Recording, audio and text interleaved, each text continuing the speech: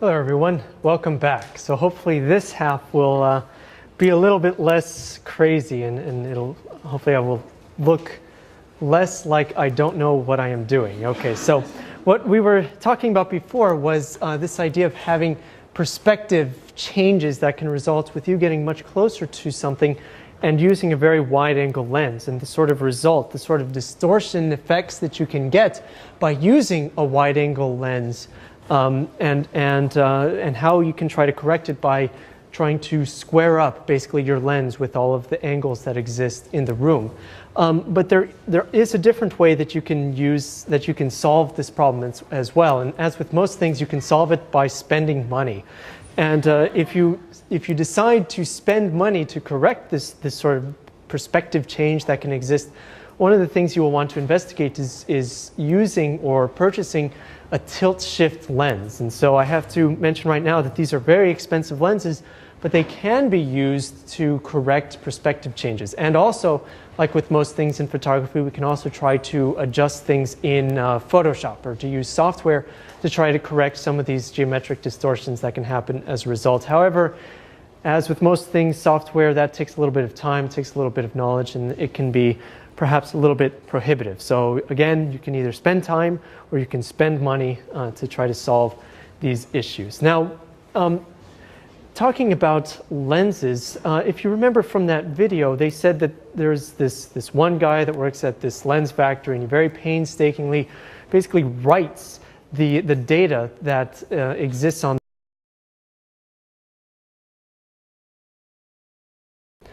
this template and reducer mechanism that they seem to have, which is pretty neat. But luckily, at least for many of the modern lenses, we now see that they're printed on. So this poor guy is unfortunately perhaps out of a job, but it also means that this happens a lot more quickly and is a lot less error prone. But one of the things that the video did say is still relevant to us, and that is the data that's imprinted on the side. Usually we will see some sort of focal length indicating the magnification level or the zoom level of this particular lens, and also we will see the F number. And so I suspect that they were trying to make a list of 3 items out of 2, and they actually mentioned 2 different things, the F number and also the size of the aperture, which I guess you could denote from the F number, but that's really not the case all the time. Perhaps what they were talking about was in fact this other thing called a filter size. And so with most lenses, what you get on the front when you actually purchase a lens is a lens cap of some kind. And usually if you take off that lens cap and you look at the inside ring, you'll notice that it's actually threaded like a very large screw. And you can put a number of filters on the front of that lens to modify its behavior in some way. And we'll talk about filters at the end of this lecture. But the size of that thread is denoted on the lens by the filter size. And you'll notice that we have another symbol here that you will unfortunately have to remember, but it is very similar to something else that we've seen before, that vertical line with the circle, which denotes the film plane. But in this case, it's a sort of slanted line. It's more like a null symbol. It's a slanted line with the circle that indicates filter size. And so in this case, we can see that if we purchased a 67mm filter, it would work on this lens. We could screw it on the front and it would work on this lens. And so most lenses, even the ones on compact digital cameras and even the ones on some camera phones, you will find the same sort of data printed on the lens barrel in some form or another, or in some location or another.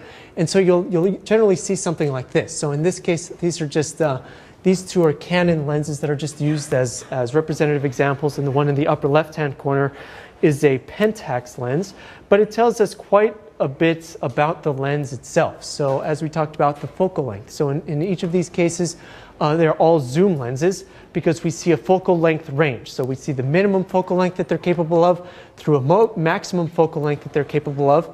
And we also see the maximum F number that these lenses are capable of. So basically the largest diameter at which the aperture is possible to be placed at. And we can see that on this lens it's an f4.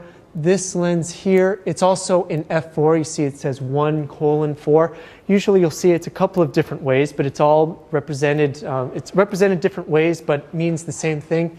and over here we have a 1:3.5 to 5.6. Now, each of these things tells us different numbers for the f number, and it's important to remember that this is the maximum size of the aperture, which means it's the lowest f number these lenses are capable of. However, there's something funny going on with these two lenses in particular. And so if we focus on this one for a moment, you see that in parentheses it has the number 22, which probably means, and I think this is pretty rare in lenses nowadays, but I think it means the maximum f number that you can use for this particular lens. So you have a range, basically an f number range of f4 all the way to f22 on this particular lens. Now the one on the right is somewhat different. You see that it says it has an f number range of 3.5 to 5.6. Now keep in mind that this doesn't mean, the 5.6 doesn't mean that that's the smallest the aperture can be or the highest f number. Instead, what this is telling you is the maximum f number range through the zoom range that it's capable of. So at 18 millimeters, at the smallest focal length, it has a maximum f number of 3.5. But as you zoom in with this lens and you get to 55 millimeters, the maximum f number at that focal length is 5.6. And so as you zoom in, it sort of varies. It increases as you zoom in from 3.5 to 5.6. But this lens then is actually relatively slow. If the maximum aperture is at the most telephoto range is 5.6, then that's, I mean, you have several stops available to you, especially when you compare it to, say, this 50 millimeter prime, which is capable of f1.8, has an f number of 1.8 on it. And in fact, this is that lens that I'm always recommending if you're a first-time SLR buyer. You don't want to splurge on very expensive lenses. That's usually a good first one to go with because it has very wide aperture. It has a very low f number for the price and for the weight and for a variety of things, for its size as well. Now, typically you will see a lens that's like this, especially when the lenses are more inexpensive. You will see a range of f numbers that, or the maximum f number varies from within the zoom range. But as you get into the more expensive lenses, you will sometimes see that the maximum aperture actually stabilizes. It remains the same throughout its zoom range. And theoretically speaking, and talking about this, and if money were no object, that's generally what you want. Is you want an f number that's going to remain the same, because then that way it doesn't actually alter your exposure calculations as you change zoom ranges, and it also doesn't affect the brightness of the viewfinder. And now, one of the things that will actually happen when you put a lens on the camera, when you look through its viewfinders, you are actually seeing the image that your camera is going to take. You are literally seeing the image through that particular lens. So if you have a lens that has a larger aperture, it's going to be brighter because it's going to allow more light in, and it's going to therefore allow more light through the viewfinder and to your eyes. So therefore, a lens that has a lower f number, well, a bigger maximum aperture, it's the same thing, remember, is going to be better for you in terms of usability, because you'll be able to see things more clearly. Things will be brighter through the viewfinder. And if you don't believe me, take, for example, this lens here, and then take another lens, like, say, this one, zoom it in all the way to about 55 millimeters, and if you take one off and put the other one on, it will be noticeably brighter or noticeably darker, depending on which one you put on the camera. So it's also a usability thing for you as well, how easily you will be able to take a particular image.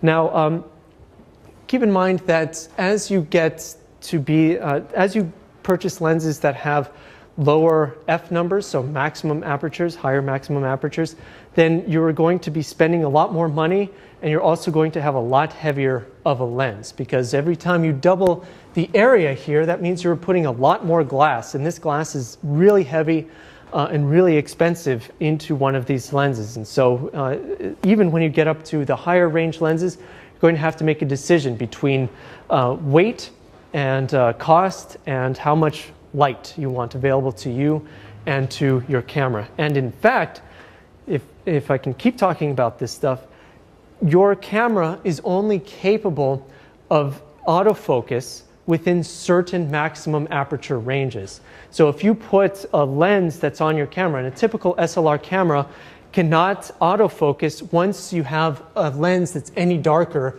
than 5.6, and about an f number of about 5.6. So once you get to a lens that's f8 or f11 or anything above f5.6, your camera loses the ability to autofocus because it's simply too dark for it to be able to perform its autofocus calculations. Now, the only exception to that is, of course, when you get to the really expensive cameras. Then you are able to use lenses that are maybe about f8 or so, but even then, you're not going to be able to go much darker than that. Now, realize that I don't want you to get confused between setting the f number up here and your camera's ability to autofocus. So if you set the f number to something like f11 or f16, your camera is still able to autofocus. The reason is that the aperture is inside the lens is always open at its maximum capability. So when you're looking through the viewfinder, and when the camera is taking its exposure calculations and focusing, it keeps the aperture as large as it possibly can to let in as much light as it possibly can. Then when you set the f number on your camera and you take the photo, very quickly does it stop it down to the proper size. And if you remember when I passed around the camera, you push that button, that's exactly what it does. It stops it down, takes the photo, and then opens it back up again. So just because you set an f number higher than f8 or f11, it doesn't mean that your camera is suddenly going to not be able to autofocus. It's an actual physical limitation of the lens that's going to prevent it from autofocusing. Okay, now as you can gather, changing the focal length will actually alter the size of the lens itself. And as I showed you in that one particular image of that, that monster 1200 millimeter lens from that B&H ad, that is a really huge lens. That is, it has a focal length of 1200 millimeters, and there's very much a correlation between increasing the focal length of a lens and its size. So as you increase the focal length, you will generally have an increase in size as well. So just to give you an example between some of these differences, so from left to right on this list of lenses that I have here, we have a 24 to 70 zoom with maximum aperture of f2.8. Then we have a 70 to 200 f4, then a 70 to 200 2.8. And so you can really tell the difference. Now, yes, it's a little bit longer. It doesn't mean the focal length has changed, but what's more important is the bulk, how much wider this lens actually is. And it's actually considerably heavier. I don't know if it's twice the weight, but it's probably about 1.5 to 2 pounds heavier for this lens on the right. And I can guarantee that if you're walking around with this lens, you're not going to want to carry around such a heavy lens all the time. Just to give you a comparison, this is a 70 to 200 f4, but it's an IS version, so it's just slightly larger than this one perhaps, but it's definitely not as big as this. Okay, so moving on this side, we have, let's see, 70 to 200, so we have this lens, this 70 to 200 f2.8 right here, and then next to it, this behemoth of a lens is a 500 millimeter f4. So you can see that as you get larger in these lenses, you're going to have to break your back to carry them. And one of the things you'll notice is that these larger lenses, not only do they have these plates for you to attach them to the tripod directly, but also they have their own straps so that you carry this camera with the lens attached to your neck, strapped around your neck, and the camera is just dangling around the back. And to give you a more real-life comparison, this lens that I was talking about before is a 300 millimeter prime f4. So this lens it's not capable of any zoom or anything like that. But if you really want to impress your friends, it actually has a built-in lens hood that you can extend. And they say, wow, that's a really big lens. And you're like, yeah, it is. Okay, but anyway, beyond that, you can see the lens hood for this 500 millimeter lens sitting right next to it. It's very, very large, and as you know, the lens hood is used to protect flare from these lenses. And one of the things you might notice about these lenses in particular is that most of them have these red rings around them.